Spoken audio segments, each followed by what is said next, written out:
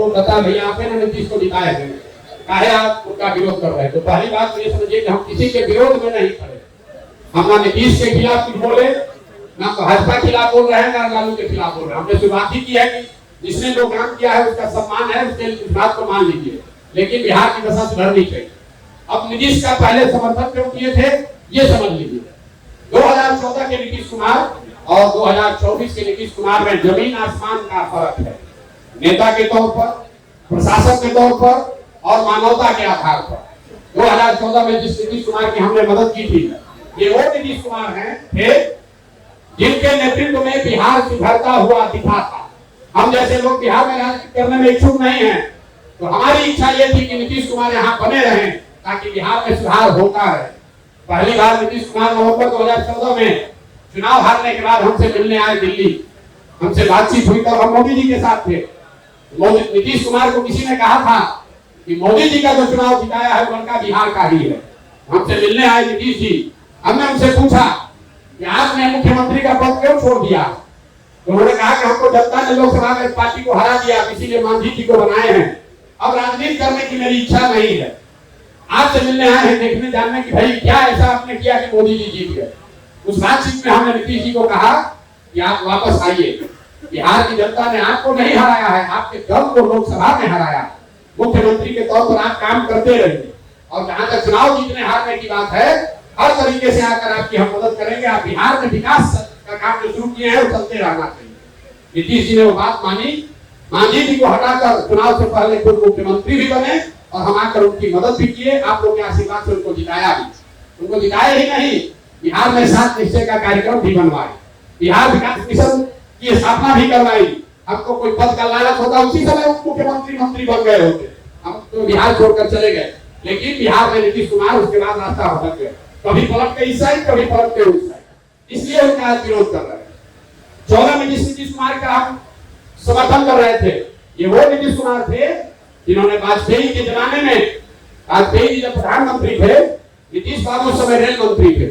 कैसर पश्चिम बंगाल में एक रेल की दुर्घटना हुई थी, 297 आदमी मरा, नीतीश बाबू ने अपने पद से इस्तीफा दे दिया। वाजपेयी जी ने जब उनका इस्तीफा स्वीकार किया तो नीतीश बाबू ने कहा कि 297 आदमी की मृत्यु हुई है, हम कैसे इस पद पर रह सकते हैं। और आज वही नीतीश कुमार है, कोरोना के दौरान हजारों बिहार के लोग का उनकी दुखद मृत्यु हो गई, लाखों बच्चे बिहार के मारे मारे फिर रहे थे, वही नीतीश कुमार घर से बाहर नहीं निकले, इसलिए आज उनका विरोध कर रहे हैं। 2014 में जिस नीतीश कुमार का हमने मदद किया, 2014 में नीतीश कुमार चुनाव नहीं हारे थे, उनके पार्टी को जनता ने लोकसभा में हराया था। आज नीतीश कुमार चुनाव हार गए हैं, 14 में नीतीश कुमार चुनाव नहीं हारे थे और राजनीतिक मोरालिटी के नाम पे उन्होंने पद छोड़ दिया था, इसलिए उनका मदद करने गए। आज 2020 में नीतीश कुमार चुनाव हार गए हैं, 243 के लोग विधानसभा में 42 उनका विधायक जीता है, लेकिन आप हम देख रहे हैं कि कभी लालटेन पर लटक कर कभी कमल पर बैठ के आदमी कुर्सी छोड़ना नहीं चाहता, इसलिए इसका विरोध कर रहा है। और एक और सबसे बड़ी बात आप समझिए, लोकतंत्र में इसी पर भरोसा विश्वास वोट 5 वर्ष के लिए है, जीवन भर की गुलामी नहीं है। 5 वर्ष पर चुनाव क्यों होता है? 5 वर्ष पर चुनाव क्यों होता है? 10 वर्ष पर भी तो हो सकता था। 5 वर्ष पर चुनाव इसलिए होता है कि जिस नेता पर, दल पर, विचारधारा पर आपका भरोसा है, आप उसके साथ खड़ा होइए, उसको वोट दीजिए, उसको जिताइए। लेकिन वो दल, वो नेता, वो विचारधारा अगर आपके और आपके बच्चों के लिए काम नहीं करती है, तो वही संविधान आपको बताता है कि नागरिक होने के नाते आपकी जिम्मेवारी है कि जिस आदमी को आपने जिताया है उसी आदमी को कुर्सी से नीचे भी उतारिए, नहीं तो आप लोग राजतंत्र ला दीजिएगा। एक बार मोदी जी को वोट दे दिए तो जीवन भर उन्हीं को देते रहेंगे। एक बार नीतीश का मदद कर दिया, उन्हीं को अगर हमेशा रहना है तो फिर चुनाव का जरूरत क्या है? कह दीजिए कि जब तक नीतीश कुमार जिंदा रहेंगे उनका विरोध नहीं होगा, काम करे चाहे न करे उनको वोट देते रहे। ये आपकी सोच हो सकती है, हमारी सोच नहीं है। काम के आधार पर, उनके ट्रैक रिकॉर्ड के आधार पर उनका मदद किए थे, अभी 5 वर्ष से उन्होंने काम अच्छा नहीं किया है, इसलिए उनका विरोध कर रहे हैं। अब आप बताइए कि उनका विरोध होना चाहिए कि नहीं होना चाहिए? आप सब लोग बताइए, सवाल तो करना पड़ेगा। नीतीश बाबू है मुख्यमंत्री, उनका समर्थन होना चाहिए कि विरोध होना चाहिए? भाई साहब, ये आदमी अभी देखिए 5 दिन पहले आप टीवी मीडिया में सुन रहे हैं कि बिना नीतीश कुमार के समर्थन के मोदी प्रधानमंत्री नहीं बन सकते। मोदी जी के बगल में बैठे हुए बिना इनके समर्थन के दिल्ली में सरकार नहीं बनेगी। लेकिन किसी समाचार पत्र ने ये नहीं बताया कि नीतीश कुमार ने ये कहा हो कि भैया बिहार के हर जिला में कम से कम एक फैक्ट्री अगर खुलेगा तब समर्थन देगा। ये आदमी आपकी हमारी बात नहीं कर रहा है।